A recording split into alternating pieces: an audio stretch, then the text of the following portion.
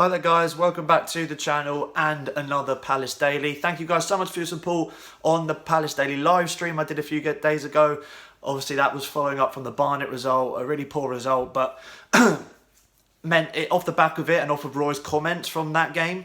There were a few things I wanted to talk about in that, and it was going to be longer than a typical Palace Daily, so I made it a live stream. Had some great responses from you guys, some great interaction. I'll definitely next week some point do another live stream as well, so stay tuned for that. But today, as you can probably tell from the title, I'm going to be talking a bit about, well, there's 2 or 3 points I want to talk on, so it's going to be fairly shorter Palace Daily. I'm going to just be brief on these topics, but I want to get basically your thoughts down in the comments. Want to hear them. I'd love to know your thoughts on all the topics I do.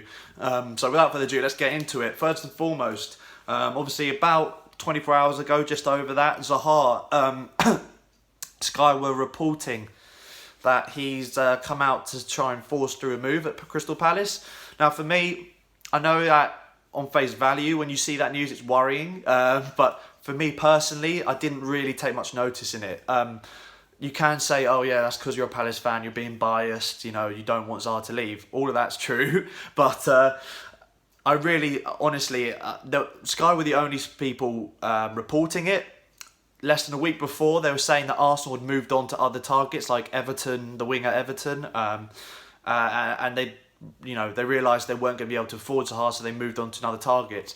So all of a sudden, then they come out with this saying that Zaha, when he gets back from AFCON, is going to force through a move, not knowing that he's already back at AFCON.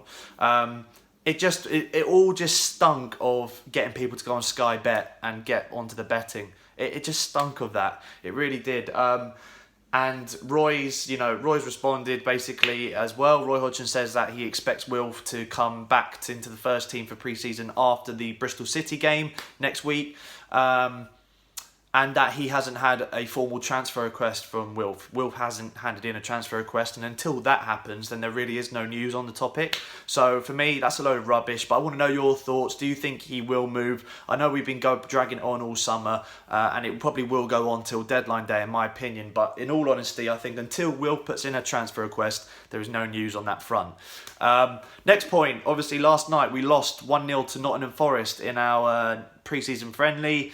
It was pretty much the first team squad that was available to us. So the fact that it was that full strength was a bit disappointing that we lost 1-0. But at the end of the day, as I've always said, it's not really about results in pre-season. It is about performance and about getting the tactical familiarity back, the squad gelling together, fitness, all of that stuff. And from what I could tell, because I don't want to pay money to watch a pre-season friendly. I'm sorry, but I'm just not going to pay money for that. But from what I could tell from the updates on the Crystal Palace Twitter feed, second half looked like we bossed it. We hit the post, Townsend. First half was quite slow, bit dull, but second half looked like we played a lot better. And so it's not the end of the world. I think because of the Barnet result, the fact that Roy's come out as well and said that we have no players in defence, we got injuries in defence and we're very light defensively.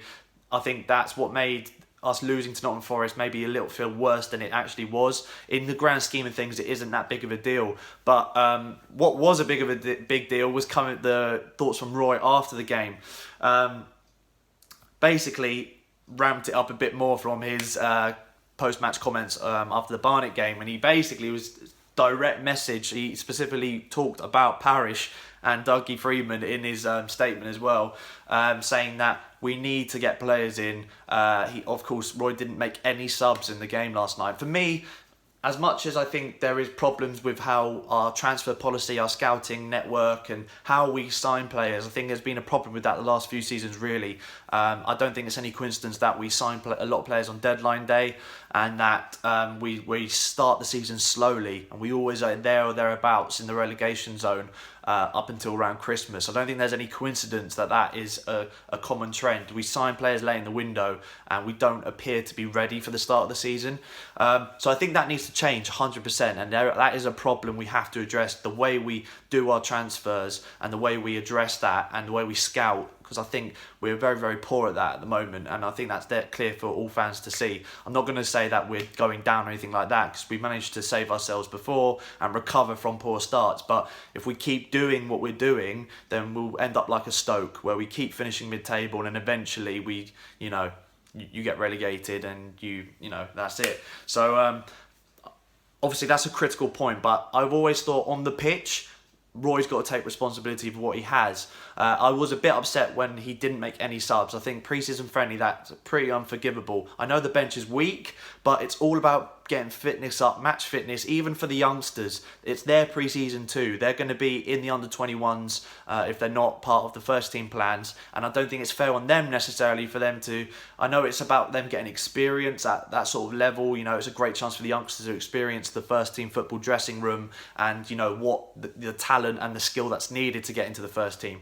But for them, it's their pre-season as well, and they're, you know, to make no subs whatsoever when you can literally make as many subs as you want in pre-season is a bit ludicrous to me. I think that's a bit harsh from Roy, but it was a statement, and that's why I mentioned the Dougie Freedman, Steve Parish situation as well. It was a statement to them to say, pull your finger out, we need some signings. And he said the same thing last summer. We went on to get deadline day panic buy in Sorloth. It's turning out to be a panic buy. So hopefully this time round, Roy's message is heard. Obviously they've heard it, and obviously they know they need to sign. They're not thick. Parish and Doug Freeman and the board, they're working on transfers behind the scenes. I'm confident of that. What's frustrating is we don't have any interaction with them. We don't know how close we are to signings. And in the media, they seem just as clueless as we are about the whole situation. And when you see other teams doing transfer business left, right, centre, it's very frustrating, especially when, as I just said, you don't know how close you are with transfers. You're not even really linked with anyone strongly in the news. It's all just speculation. It does make you worry a little bit. So let me know your thoughts on that, guys. The whole transfer situation, how we should change it, what needs to happen. And leading on from that, looks like we're about to line up a bid. Obviously, talking about speculation and no solid links, the first proper solid link we've had and solid bit of transfer news looks like we're going to be trying to get James McCarthy in from Everton for £8 million. For me, waste of money. I don't know why we're going for another centre mid. I think centre mid is the one area, central midfielders, that I think we've got enough depth and cover to last us at least till January. I don't think that is a problem whatsoever. I don't know why we're looking at that area when it's clear. A right back, centre back, striker, backup winger. Those are the four positions we need. If we can get three of those in, prioritising of course a right back and a striker, if two of those are the three, then that's brilliant. 3 of the 4 is what we need minimum in my opinion. But realistically we need 4 signings I think before the end of the window to be happy and comfortable with the squad depth. And if this is going to be the first or second one, if you count, I don't really count Henderson, third choice keeper, no offence to him, but I don't count him as a signing for the first team. When you look at McCarthy coming in, he's played 1 game since he got injured in January 2018. He got a leg break. He's not really come back the same player. Clearly, I know Everton want to sell him, but £8 million, he'll be on high wages. I just think it's a really, really poor... I don't know why we would do it. I'm still trying to contemplate in my head. Maybe he wants a bit more of a box-to-box player to kind of fill in for Cabaye because we haven't properly replaced Cabaye. Although I think Max Meyer in the middle and in a slightly deeper role can do the Max Meyer job. He did it for Schalke in his last season with Schalke. So I think Max Meyer is that sort of player that can do that role, but I don't think Roy wants to play in there clearly. But I'm just completely baffled by it. Let me know your thoughts. I just think it's just ludicrous. It's £8 million down the drain. He's 29 as well. Only got maybe 1-2 years left at his peak, and I don't even know if we're going to get the best out of him. I think his best years were gone. Like at the end of his time at Wigan, his first season at Everton, those were his best years. Not going to lie, a bit worried of the transfer situation. I hope that we get some more right back and striker news. Those are the 2 crucial positions for me. I know Roy wants a centre back, so that's obviously going to be looked at too. But guys, comment below, who do we need to bring in? I want to know your top choice right back and your top choice striker to bring in. Love to know your thoughts. Comment down below. Like, share, subscribe. Thank you again so much for the support, and I'll see you guys next time. Hopefully we don't have McCarthy in and we have some proper transfer news to talk of. So thank you guys for watching. Comment your thoughts down below.